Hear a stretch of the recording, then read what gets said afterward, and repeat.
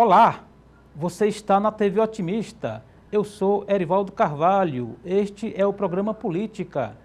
Hoje vamos bater um papo com o coordenador da bancada do Ceará em Brasília, deputado federal Eduardo Bismarck, do PDT. O que é e como funciona a coordenadoria da bancada do Estado na capital federal? Big Techs, o que pensa o deputado do PDT sobre a regulamentação das redes sociais? Vamos avaliar os governos Lula, Eumano e Sarto. Ainda os planos do deputado e do PDT para as eleições de 2024. Estas e outras questões a partir de agora no programa Política.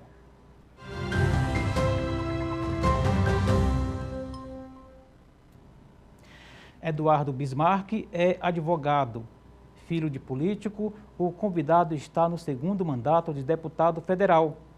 Filiado ao PDT, o parlamentar tem entre suas bandeiras o turismo e a educação. O entrevistado também atua em pautas ligadas ao municipalismo, à tecnologia e energias sustentáveis. O deputado Eduardo Bismarck foi eleito no início da atual legislatura coordenador da bancada do Ceará em Brasília. E é com o deputado federal Eduardo Bismarck que converso no programa de hoje. Deputado Eduardo Bismarck, muito prazer em ter novamente aqui a sua presença nos estúdios da TV Otimista, no programa Política. Tudo bem com o senhor? Tudo bem, Erivaldo, um prazer estar aqui com você, conversando com a sua grande e qualificada audiência aqui da TV Otimista. Quem eu quero agradecer a todos que fazem a TV por essa oportunidade. Bacana, deputado. O senhor, como eu dito aqui já no início do programa, está coordenador da bancada do Ceará em Brasília. É uma função que é definida pelo Parlamento, pelo Congresso Nacional, e a eleição entre os pares daquele estado, ou seja, os deputados federais e os senadores cearenses dessa legislatura o escolheram, o elegeram como coordenador desse importante colegiado. A que o senhor atribui essa escolha, deputado? Bom, nós tivemos a oportunidade de construir e dialogar a respeito dessa candidatura de coordenador da bancada. Com toda a bancada, eu falei rigorosamente com todos os parlamentares, senadores e deputados. Dos 22 deputados, nós fomos eleitos por 19, bastava 12 votos, sim, certo? E dos 3 senadores, nós fomos eleitos por 2, que eram os 2 necessários para ter. Isso porque eu acho que a gente tem pontes de diálogo com todos os parlamentares, tem um trabalho conhecido já na Câmara de Deputados, reconhecido como sendo um deputado de construção, de trabalho, de articulação, e não um deputado que busca, eventualmente, quebrar pontes de diálogo, né? Um deputado de embate e de desavença.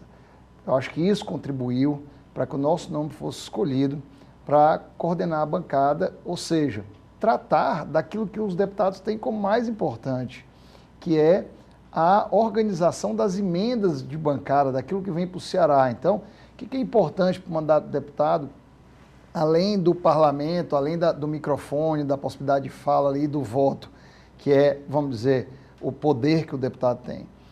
O que ele tem de mais relevante fora isso? É poder levar políticas públicas para o seu estado, conseguir coisas, né? Aquela isso. Coisa do que você trouxe para cá? Isso. A gente consegue isso através das emendas.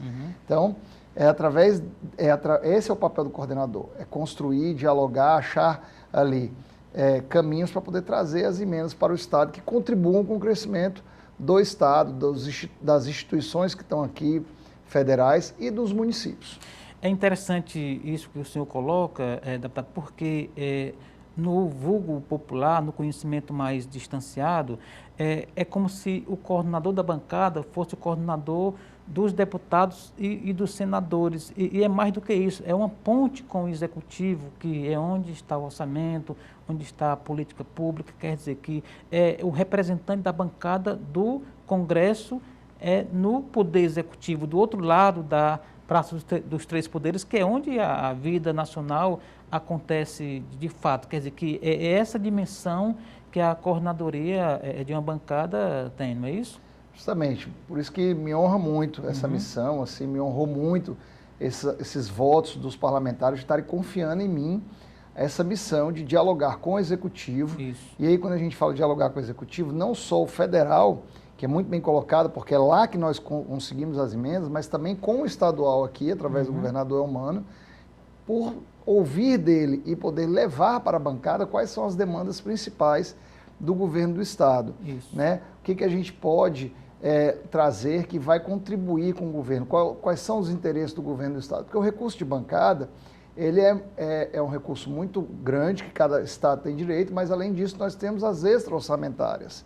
Aquilo que a gente pode conseguir como bancada, a mais do que todos os Estados têm. E é aí que se diferencia o trabalho do coordenador. Aquilo que a gente pode trazer, não para o interesse do deputado Eduardo, mas para o interesse do governador, para o interesse do Instituto Federal, da Universidade Federal do Ceará, do Hospital da UES, né? Do Hospital da UES, para os próprios municípios que todos os deputados representam, não apenas o deputado Eduardo. Sim. Então, é esse tipo de diálogo que me honra poder fazer, como você bem disse, travando aí uma boa relação com o Executivo Federal lá em Brasília, né, com o governo federal e com o governo estadual aqui no Ceará. Agora, uma dúvida que eu creio que seja a pergunta de muitas pessoas. Existem dois tipos básicos de emendas. As emendas individuais, né, chamadas, e as emendas de bancada.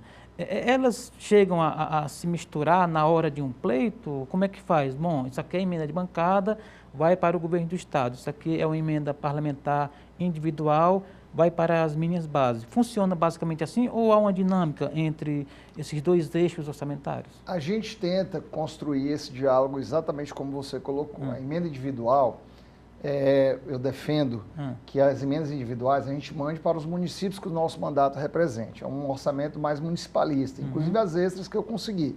A individual ela é impositiva, ou seja, ela tem a obrigatoriedade de execução. Então, os municípios, os vereadores que ali a gente representa, os grupos políticos, a gente busca contemplar através das emendas individuais. E as emendas de bancada, como elas são da bancada do Estado, e você precisa ter 2/3 dos deputados e dos senadores assinando conjuntamente para que aquele recurso vá. Por quê? Toda essa trava, por que todo esse rigor? Para que justamente a bancada decida não pelo aquilo que é prioridade para um deputado, mas seja prioridade para o Estado. Entendi. Então, o dinheiro é curto, é um bom volume, mas tem um limite. Então, o que 17 deputados conjuntamente e 2 senadores querem para o Estado? Só pode ser um interesse republicano. Então, na hora que eu falo de uma duplicação da BR-116, por exemplo, do trecho que sai ali de Pacajus até Boqueirão do Cesário, que é um sonho antigo, eu estou falando de uma série de municípios e pessoas que serão contempladas através desse eixo. Quando eu falo da 020, da 222, é a mesma coisa. Então, é uma série de deputados que serão contemplados. Série de municípios, uma série de pessoas. Então, a gente muda a vida dessas pessoas quando muitos parlamentares se unem através de um programa como esse, como foi o caso do Hospital da UES, como você mesmo colocou. Tá certo. Agora, o senhor dá um gancho para eu fazer a seguinte provocação. Quando o senhor fala em organizar um interesse comum, coletivo do Ceará para convergir em uma emenda de bancada, né? A gente sabe que uma disputa eleitoral, ela sempre deixa ali algum tipo de arranho ali nas relações políticas, às vezes até pessoal, né? Como que faz, deputado, para que, às vezes, 2 deputados que disputam numa mesma região, sentar e conversarem e concluírem que aquela verba é importante para aquela região, independentemente ali da disputa de quem foi o padrinho político? Quando a gente trata da emenda de bancada, eu acho que isso é muito mais fácil de colocar, porque quando você tem, por exemplo, uma obra estruturante que beneficiará um conjunto de cidades, não é o parlamentar A ou B que está colocando, é a bancada que está colocando. Então, aquele que se coloca contra aquela obra está se prejudicando tão somente com o município que ele está representando. Então, se eu sou contra uma duplicação de uma BR ou de uma ponte que vai beneficiar 2 ou 3 cidades ou mais, uma região, eu estou sendo contra a população daquela região. Eu acho que aí não é o prefeito da cidade A ou B, onde o deputado é oposição, que perde com isso, é toda a região. E a notícia corre rápido hoje em dia, né? E a própria rede social hoje já é capaz de colocar isso. Olha, a duplicação da BR tal, ou a obra da ponte tal, do viaduto tal, deixou de ser feito porque tais deputados não quiseram contribuir com isso. Mas o nosso objetivo, como coordenador, não é fazer essa divergência, é muito pelo contrário, é a gente tentar achar as questões consensuais, porque obras por fazer, vão ter sempre algumas que vão ficar de fora e, assim, cada vez vão ter mais que precisam ser contempladas, justamente porque a sociedade cresce, a população cresce, a gente desenvolve, graças a Deus. Isso. Então a gente precisa ver naquele ano o que é consenso, o que a maioria quer. Esse é o papel do coordenador, né? Que é o papel de diálogo. Acho que por isso que como a gente falava, acabou o meu nome sendo aí contemplado nesse primeiro momento. A gente vai fazer um rodízio na bancada, pretendemos fazer um rodízio dentro da bancada, é saudável, é natural que haja esse rodízio, cada ano aí a gente tem alguém como coordenador, e eu aí fui escolhido pelos meus próprios colegas, aliás, não era nenhuma posição que eu estava me colocando, abrindo aqui para você e para quem está nos acompanhando, não era nenhuma posição que eu estava me colocando, mas alguns colegas vieram me pedir para poder coordenar a bancada nesse primeiro momento, eu aceitei, e aí foi quando nós começamos a construção, fiz o dever de casa de pedir um a um, independente de lado político, independente de conhecimento, de dialogar por mais de uma vez e para poder a gente ter esse espaço, mesmo quando eu já tinha as 12 assinaturas necessárias, a gente continuou solicitando um a um para que pudessem votar e dar esse apoio para a gente, para poder ser o coordenador de todos, e não apenas de uma determinada fatia. Perfeito, ficou muito claro. Deputado, o senhor está no segundo mandato e o anterior, quando o presidente Bolsonaro, quando Bolsonaro era presidente, foi marcado muito pela questão do orçamento secreto.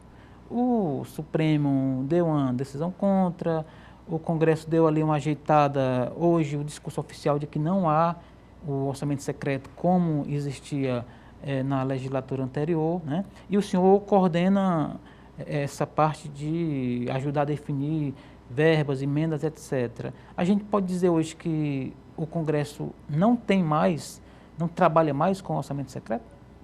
Acho que podemos dizer sim.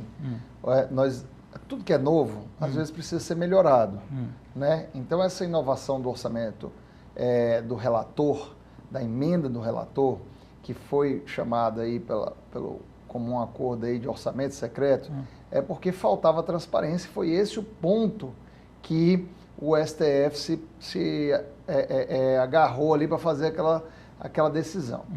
Então, o que hoje acontece? Aquilo que é natural e num poder público é necessário, que é a transparência. O que é isso? Quando antes saía a emenda do relator, quer dizer, emenda do relator, ninguém sabia quem indicou. Hoje não. Você sabe quem é o deputado que está solicitando e recebendo aquela extra orçamentária, que é como eu gosto de chamar. Então, todos nós temos as impositivas, a individual impositiva, aquela de execução obrigatória. Quando eu recebo uma emenda extra orçamentária, vamos dizer assim, um crédito que eu tenho em algum ministério para poder direcionar para onde eu represento, para algum município. Na medida em que isso sai sem o meu nome ser divulgado, é até ruim para o parlamentar, eu avalio. Porque chega uma emenda no meu município que qualquer outro parlamentar pode dizer que foi ele que liberou. Entendi. E não é por aí. Então, para que a gente tenha uma clareza e fique mais transparente, tanto para a população quanto para o mundo político, é importante que haja esse rastreio de quem pediu e quem está indicando. E qual foi a maneira encontrada hoje pelo Supremo Tribunal Federal e pelo governo federal, e que eu acho que é muito mais republicano? É o que eles chamam de RP2, é o código dela lá, que é você ter, dentro dos ministérios, você tem diversos programas. Sim. Então, você tem lá, por exemplo, no Ministério de Agricultura, estrada vicinal.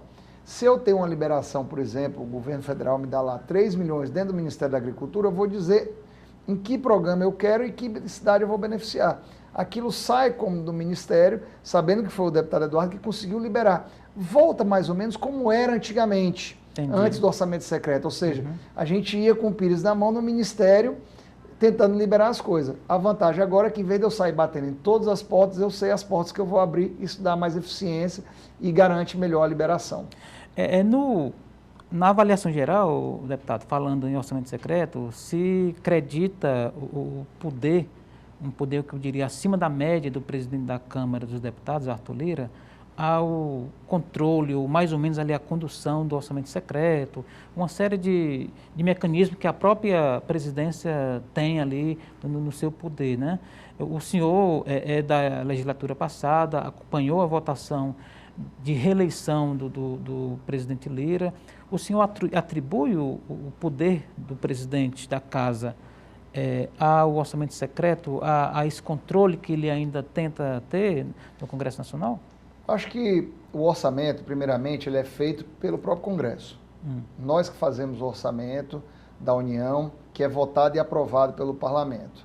Agora, eu vejo isso muito mais como sendo uma iniciativa até do governo federal de dizer o que e quanto ele pode disponibilizar e aonde, do que do próprio presidente da casa. Tanto é que essas liberações são feitas, essas orçamentárias são feitas ao longo do ano, mais de uma vez. Então, depois que paga as impositivos, eles dão um crédito um pouco, que isso depende também da arrecadação do país, como é que o país está arrecadando, se tem contingenciamento, se não tem. E o próprio governo federal vai lá, contempla o Congresso e, através da sua base, as lideranças são comunicadas daqueles valores que têm direito e é distribuído entre os deputados. Entendi, deputado. Vamos fazer um rapidíssimo intervalo, tá bom? Daqui a pouco a gente está de volta aqui com o coordenador da bancada do Ceará em Brasília, o deputado federal Eduardo Bismarck. Não saia daí, a gente volta já.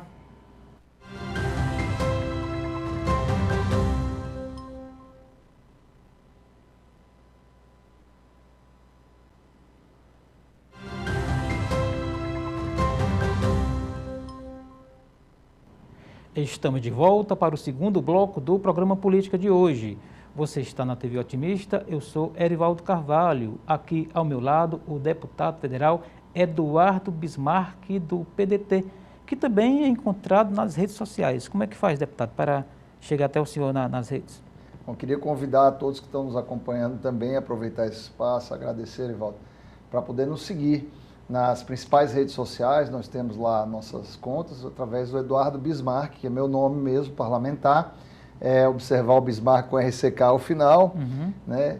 E em algumas redes nós colocamos o CE de Ceará, para ficar bem demonstrado o estado que nós representamos, a nossa história. Então, onde não for Eduardo Bismarck tudo junto, será Eduardo Bismarck com o CE de Ceará ao final.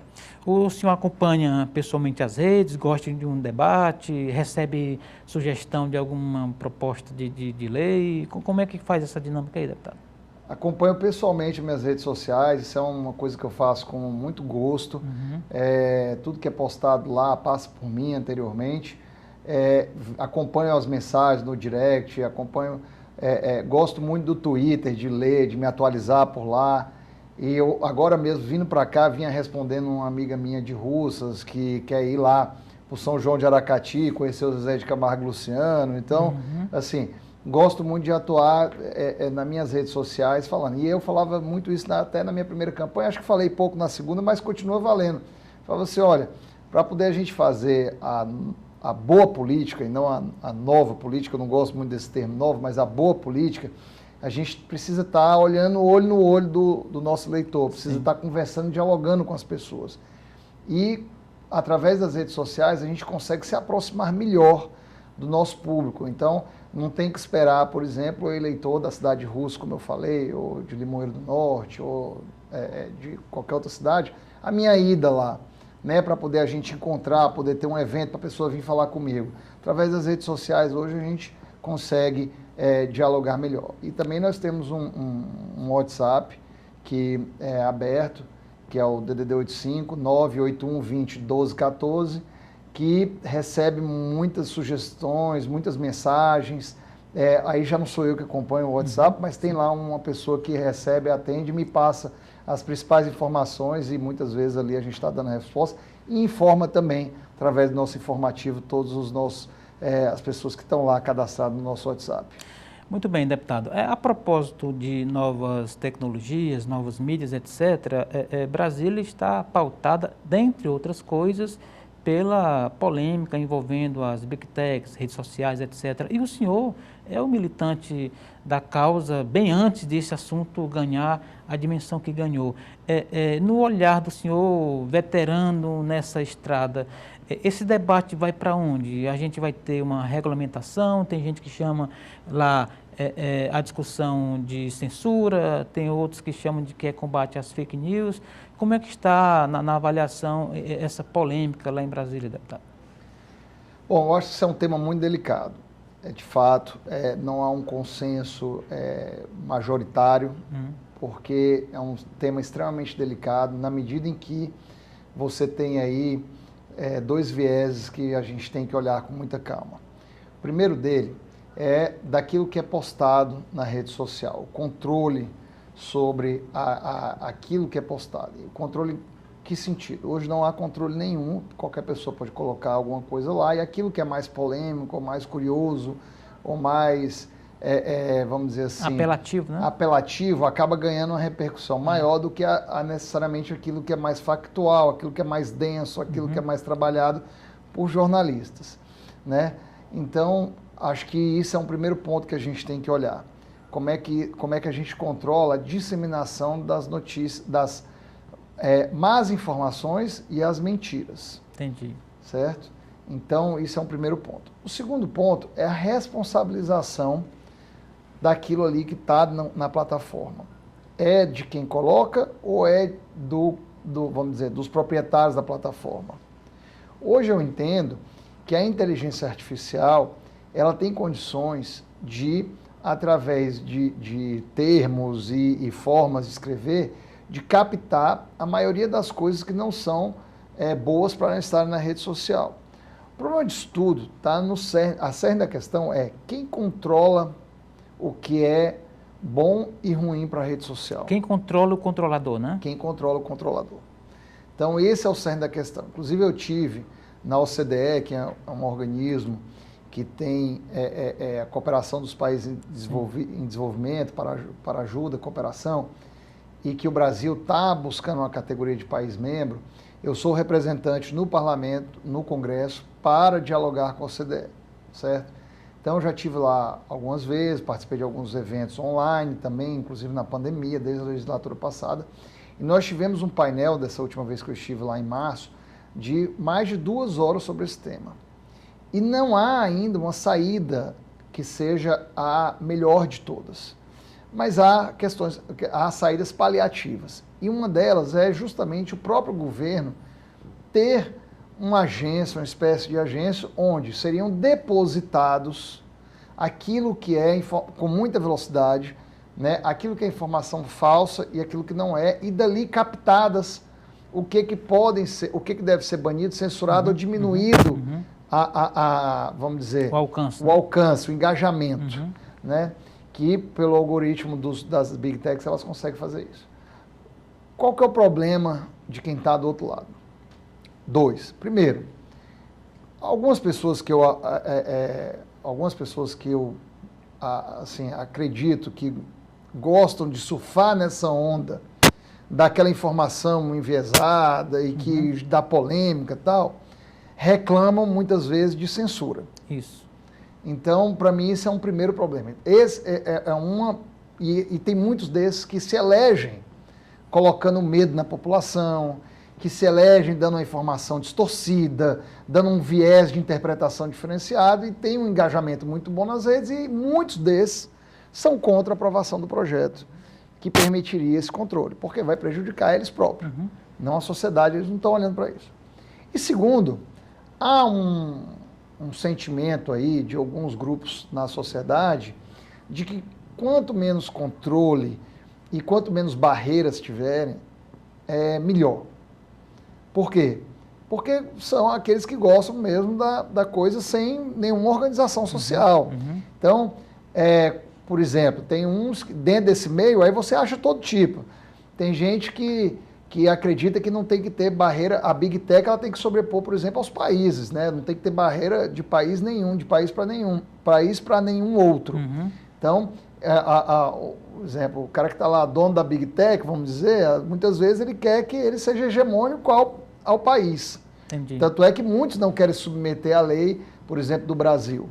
Certo? Até porque é um negócio bilionário, né? Negócios bilionários. E são pontuais as Big Techs. Então, eles querem ele impor as regras deles.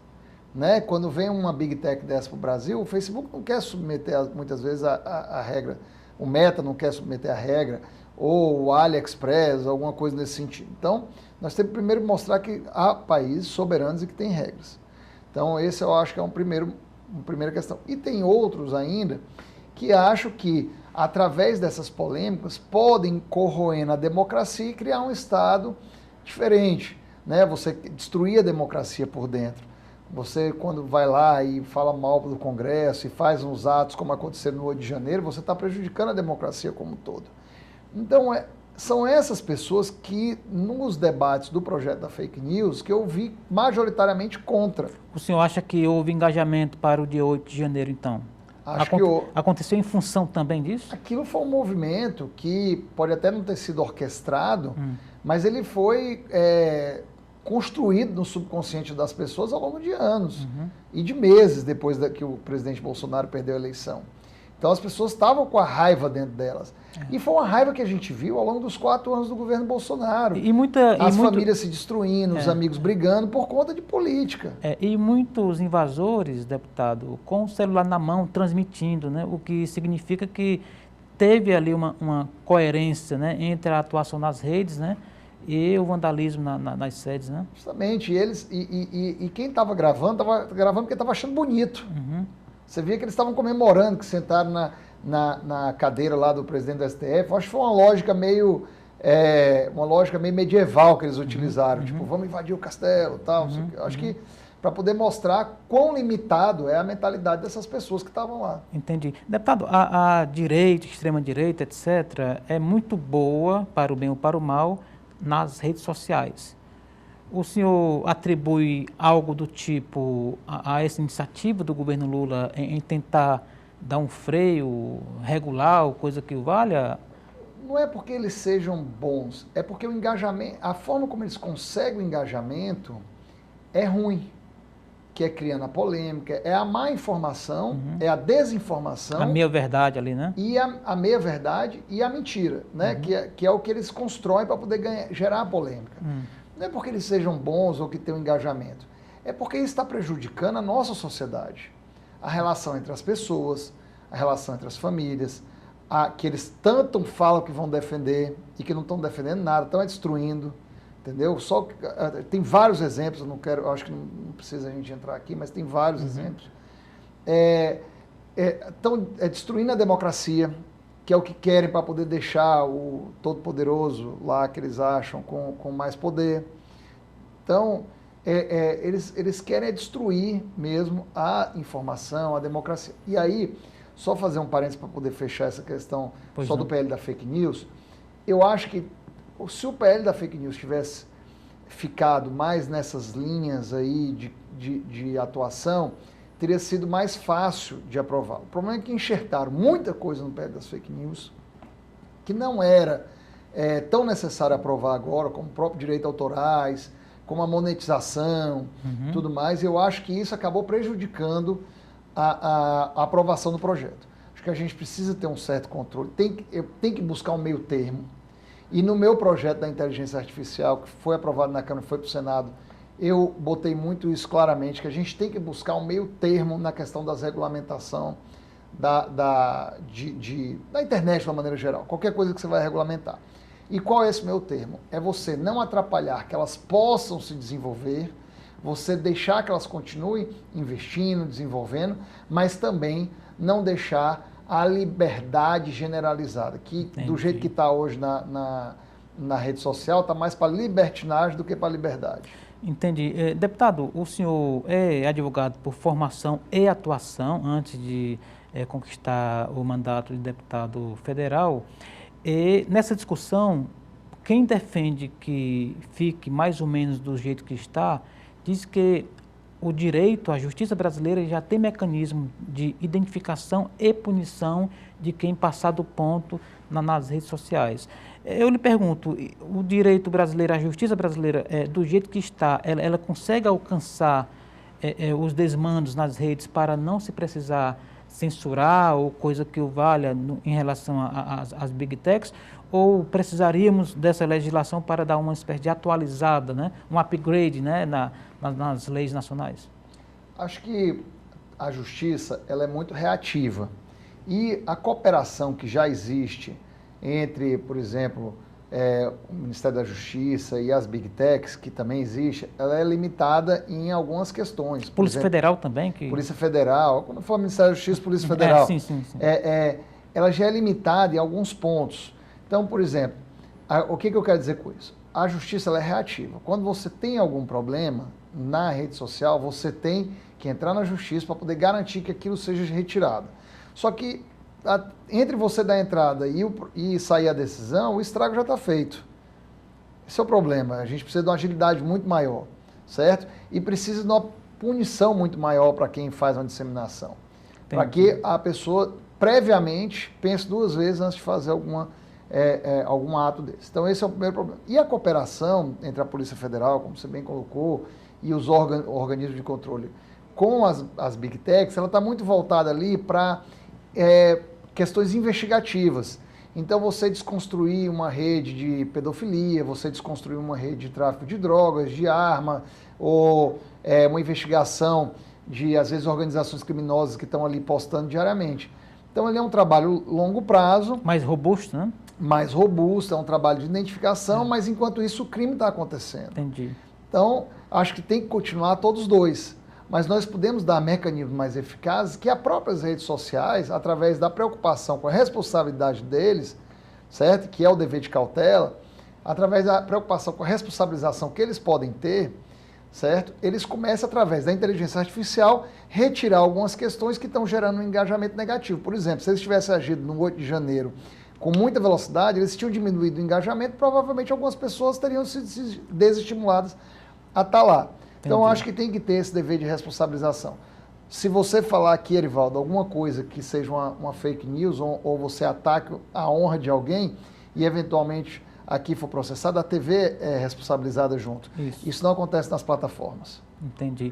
Falando do lado bom dos novos tempos, deputados, a sua iniciativa que está no Congresso, que fala sobre inteligência artificial, dá ali um parâmetro, né, de como o Congresso, a Câmara dos Deputados está pensando essa pauta. Como que o Brasil está nessa discussão, que é uma discussão global, inclusive? Rivaldo, o projeto que a gente propôs lá de inteligência artificial, ele era um projeto centralizado no ser humano.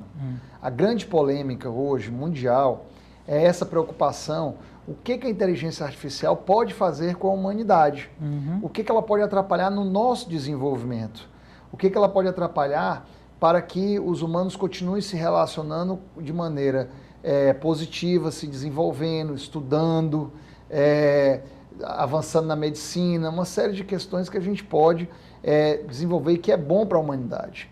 Se a gente deixar a tecnologia substituir isso, nós vamos ficar cada vez mais limitados intelectualmente, nós podemos aprofundar desigualdades sociais, para aprofundar desigualdades também preconceituosas de racismo, xenofobia, através desses descontroles. Então, nosso processo, o projeto de lei, pretende aí centralizar no ser humano. E só para fazer uma correção bem rapidinha, eu só quis citar como exemplo que você poderia falar alguma coisa na rede, mas você é uma pessoa muito elegante, que eu admiro muito, eu tenho certeza que você não faria. Tá certo, deputado. Com esse esclarecimento, a gente vai pedir mais um intervalo bem rapidinho. Daqui a pouco, a gente volta com o coordenador da bancada do Estado do Ceará em Brasília, o deputado federal Eduardo Bismarck. Não saia daí, a gente volta já.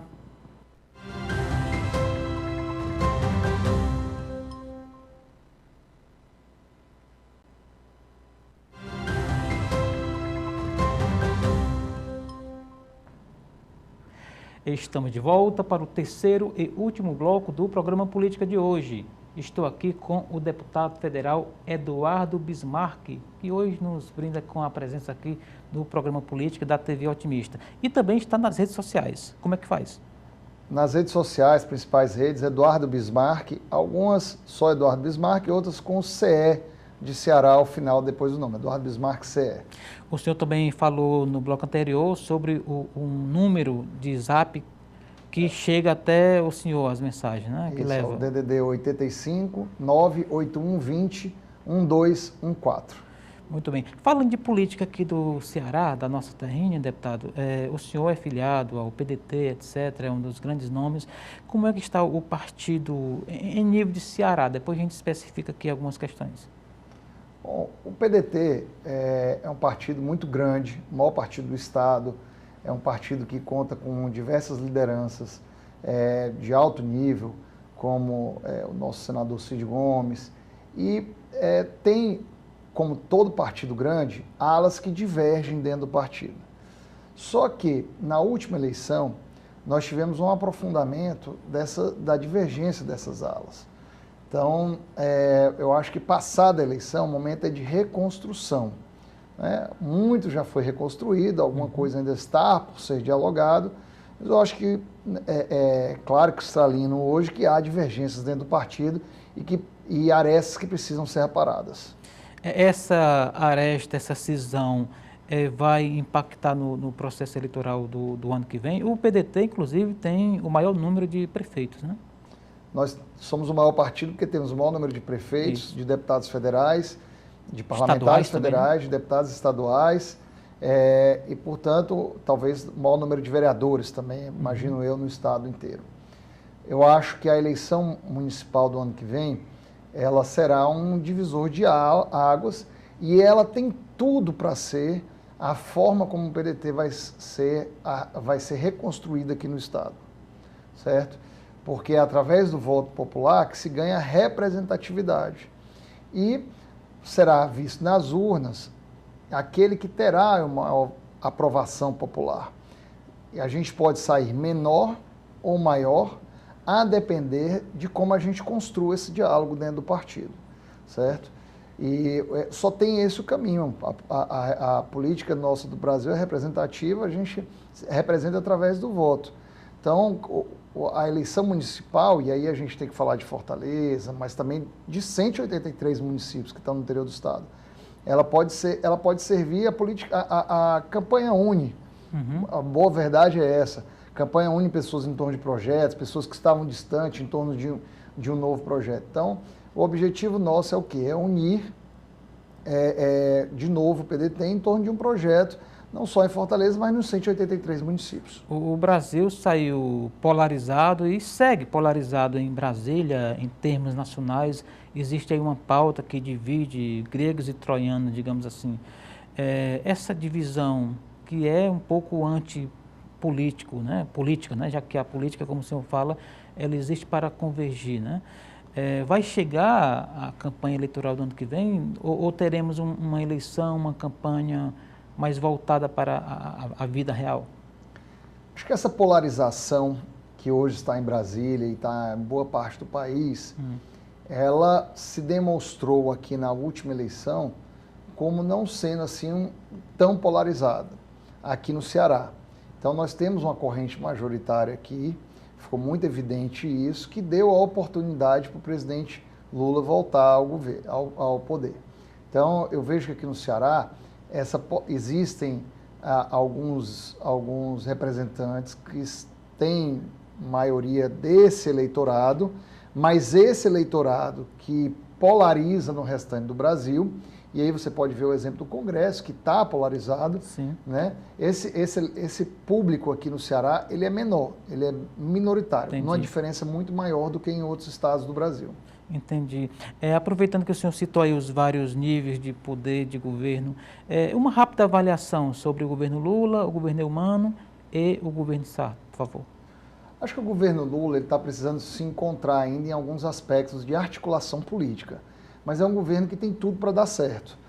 Eu apostei no segundo turno nesse governo, obviamente defendi os nomes do meu partido no primeiro turno, sim, certo? Que era o natural e eu acho que era o razoável que fizéssemos. Mas no segundo turno nós fomos um projeto que eu acreditava que tinha mais chance de dar certo. E acho que ainda tem, o presidente Lula está se esforçando, o time de ministros é muito bom e está colocando aí políticas públicas aos poucos. A grande dificuldade aí que eu acho é que o presidente Lula está vivendo com um Congresso diferente do que aquilo que ele teve nos governos anteriores.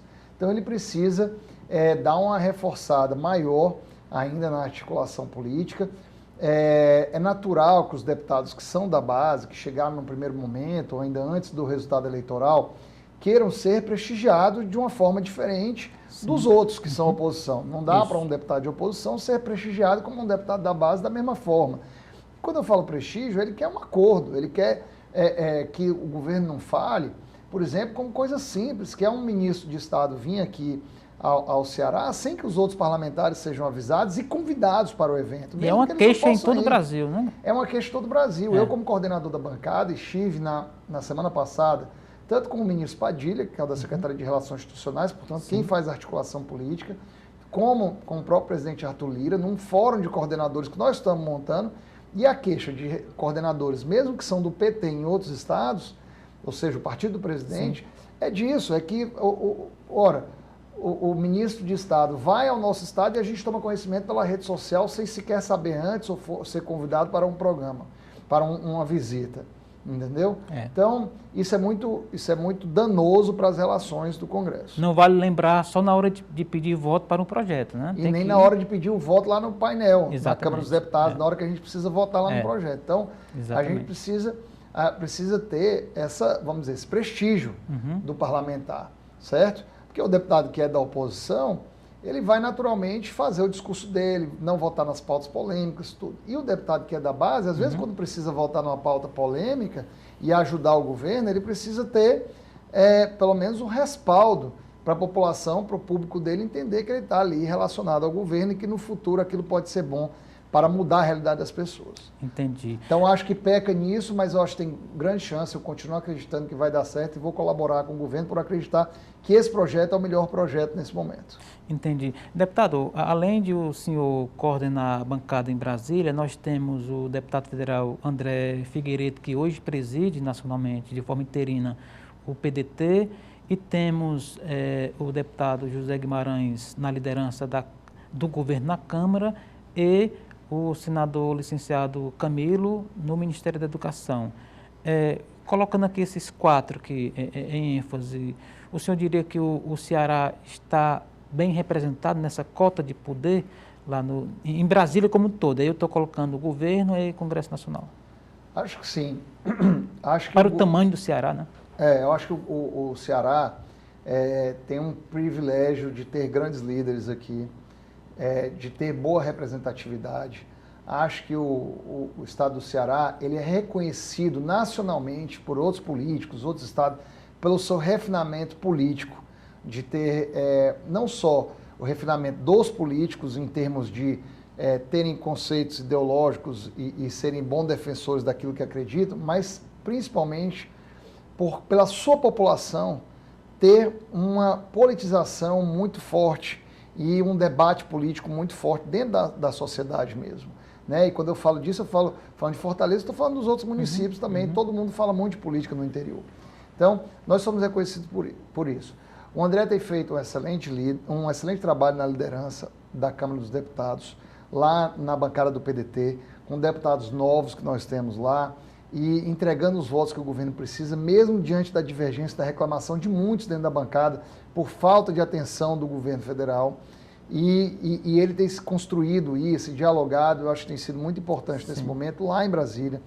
Guimarães também tem feito um grande trabalho no governo. Eu conheço o Guimarães trabalhando desde anos anteriores e acho que ele tem sido de uma grande articulação política. Eu conheço, assim, poucos ou quase nenhum deputado que tenha uma capacidade de negociar e intelectual, de raciocinar rápido. E incansável, e né? debater ali as pautas do plenário. Então, vamos dizer, chão de fábrica de plenário, poucos são como o Guimarães, então acho que é muito preparado e está no papel certo. Em momento nenhum achei que ele tivesse fragilizado diante dessa articulação do governo, que era um problema muito maior da Casa Civil. É natural que tenhamos embates, políticos, é natural que a gente tenha disputa por espaços, mas vejo ele como sendo o nome certo para estar ali na liderança do governo nesse momento.